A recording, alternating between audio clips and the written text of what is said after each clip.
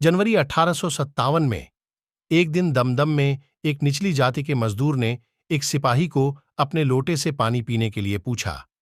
सिपाही ब्राह्मण होने के नाते स्वाभाविक रूप से उसने इनकार कर दिया था। उसकी जाति उसे ऐसा करने की अनुमति नहीं देगी। उसने अभी अभी अपना लौटा धोया था। वो आदमी अपने स्पर्श से इसे अपवित्र कर देगा। मजदूर ने कहा, तुम जल्द ही अपनी जाति खो दोगे। यूरोपीय लोग तुम्हें कारतूस चबाने पर मजबूर कर देंगे। वो गाय और सूअर की चर्बी में भिगोया हुआ होगा, और फिर आपकी जाति कहां होगी। मजदूर की प्रतिशोधात्मक चेतावनी तुरंत सैनिकों के बीच फैल गई। सिपाही की देखरेख करने वाले यूरोपीय अधिकारी कैप्टन J.A. राइट ने डिवीजन के कमांडिंग जनरल को घटना की रिपोर्ट करना आवश्यक समझा। कैप्टन राइट ने अपनी रिपोर्ट में देशी सैनिकों के बीच कारतूसों में चर्बी को लेकर अप्रिय भावना पर प्रकाश डाला। सैनिकों ने अपने घर लौटने पर संभावित सामाजिक परिणामों के बारे में चिंता व्यक्त की, क्योंकि इन अफवाहों के कारण दोस्त और परिवार उनके साथ खाना खाने से इनकार कर सकते हैं।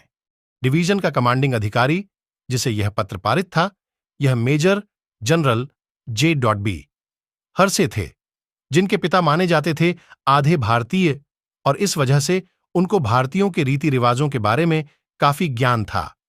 देशी सैनिकों की गहरी जड़ों वाली मान्यताओं और चिंताओं को पहचानते हुए हर्से ने मामले को गंभीरता से लिया।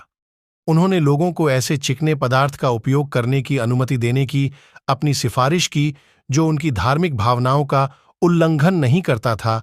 सूचना तुरंत डिप्टी एडजुटेंट जनरल को भेज दी गई। सैन्य संचार के लिए जटिल चैनलों के बावजूद सिफारिश अंततः स्वीकार कर ली गई। हालांकि जब तक मंजूरी मिली तब तक अन्य स्थानों पर समस्या उत्पन्न हो चुकी थी। घटना ने सिपाहियों के बीच असंतोष के शुरुआती संकेतों में से एक को चिह्नित किया, जिसने अशांति में योगदान दिया, जो अंततः 1857 के भारतीय विद्रोह का कारण बना।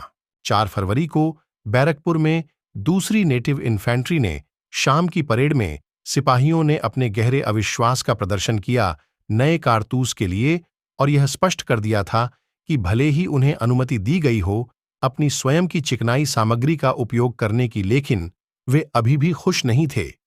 वे संदिग्ध थे पेपर के कारण जो उस कार्टिलेज में लिपटा हुआ था। एक अदालत गठित की गई जो इस परेड में उनके अपमानजनक व्यवहार की जांच करने के लिए बनाई गई। 2 दिन बाद बैरकपुर में जब विभिन्न गवाहों को बुलाया गया तो उन्होंने अपनी शंकाएं व्यक्त कीं। जब अदालत बैठी थी, जिस समय औपचारिक जांच हो रही थी, सैनिकों के नाखुश होने के बारे में और भी जानकारी सामने आने लगी। 6 फरवरी की शाम कैप्टन A.S. एलन, जो 34वीं नेटिव इन्फेंट्री का हिस्सा थे, अपने बरामदे पर बैठे थे। एक सिपाही चुपचाप कैप्टन एलन के पास आया और एक पारिवारिक मामले के बारे में अकेले में बात करने को कहा। सिपाही ने कैप्टन एलन को बैरकपुर में विभिन्न रेजिमेंटों के सैनिकों के बीच एक योजना के बारे में बताया।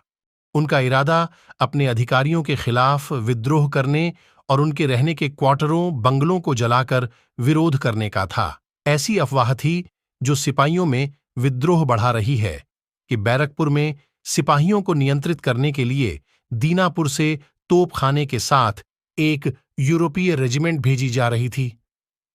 वो कह रहे हैं कि कंपनी बहादुर बलपूर्वक हमसे ये पाप करवा रही है। सिपाही ने बताया, उनके पास एक योजना थी। यूरोपीय रेजिमेंट के बावजूद उनका इरादा कलकत्ता तक मार्च करने और अपने अधिकारियों की अवहेलना के बाद फोर्ट विलियम पर कब्जा करने का था।